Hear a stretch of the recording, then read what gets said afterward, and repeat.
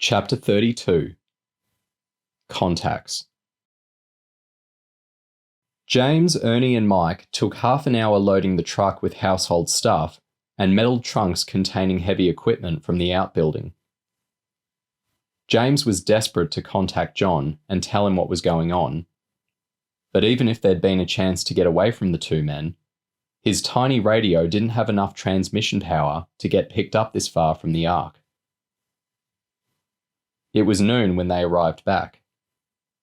Ernie charged the truck through a broken section of fencing around Joel Regan Airport. The only aircraft in town was a small cargo jet. Ernie pulled up to a screeching halt beside it. While the turbofans whined above their heads, the co-pilot opened up the hold and lowered a power-assisted ramp. Loading up was a laborious process, hindered by the jet exhaust making the air even more unbelievably hot than it was already. Every piece of cargo had to be weighed before they pushed it up the ramp. It then had to be manhandled across the shiny plastic floor inside the hold and strapped down. The co-pilot refused to muck in and stood with a clipboard and smug look, calculating the weight of the payload. James had sweat pouring out of his hair by the time everything was packed securely inside. Ernie looked at his watch as the jet taxied towards the runway, with Mike Evans and the two pilots on board. "You might as well head through the terminal, catch a service and some lunch," Ernie said. "I'll take the truck round the back to the compound and see you over there at 1 for the delivery route." "Gotcha, boss," James said, faking enthusiasm. As Ernie pulled away in the truck, a deafening roar erupted. The pilot had opened up the throttles for takeoff and the jet powered past less than 20 meters away. James squeezed his palms against his ears as the grey haze choked him. Once the worst was past, he rubbed his stinging eyes and spat on the tarmac to get the acrid taste of jet exhaust out of his mouth. Then he jogged off towards the terminal. By the time he'd made it inside, Ernie's truck was out of sight and the jet was a grey dot on the narrow end of a plume in the sky. James had got over the initial shock of stumbling into Help Earth's laboratory, but he couldn't relax. There was still a chance that an encounter with Brian Evans would blow his cover, and the contents of the weapons lab were currently heading away at several hundred kilometers an hour. He desperately needed to make contact with his mission controllers and tell them what was going on. Although there was no one around, James couldn't rule out the possibility of surveillance cameras inside the terminal building, so he cut into the first toilet he found. He figured he could spare a few seconds to splash cool water on his face, but he turned on a tap and found it was dead. So were the next two along. Abandoning this idea, James locked himself into a toilet cubicle. There was no water in the bowl and a nasty funk rising out of the hole, but time was tight, so he had to live with it. He flipped the toilet lid down to sit on, pulled off his trainer, and reached under the soggy inner sole to retrieve the radio. He pressed the on button and held the thin plastic strip up to his ear. It was warm and smelled like his feet. "John, are you out there?" Chloe's voice came back through the tiny loudspeaker. "Loud and clear, James." "Where's John?" "He had to fly up to monitor Dana in Darwin." "What's she doing up there?" "No idea yet," Chloe shrugged. "Wayne sent her up there on some special mission." "Okay," James gasped as he tried to digest this surprising piece of information. "Listen, I don't have much time. The Help Earth laboratory was located in an outbuilding off a dirt track 7 kilometers away from the Ark." "Was located?" "I just helped pack it up. It's on a jet, tail number A0113D. I've got no idea where it's heading." "Okay," Chloe said. "I'll get that information to ASIS. they should be able to track the aircraft transponder, provided they haven't switched it off, which is entirely possible, maybe even probable, Chloe acknowledged. I'm glad you called in again. I've been in contact with ACES this morning.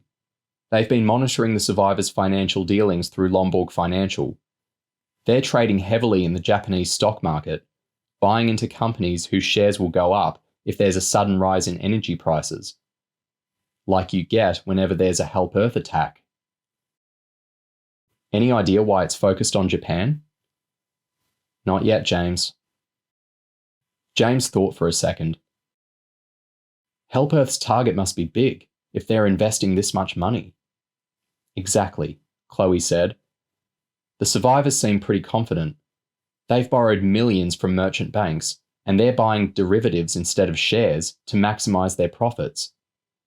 A lot of these investments are short-term futures contracts, which means this thing has to happen in the next day or two for the survivors to make the big bucks. Right, James said. I'll find out what I can and try getting in touch again later. I can't promise though. You know how awkward it can be getting time to yourself around here.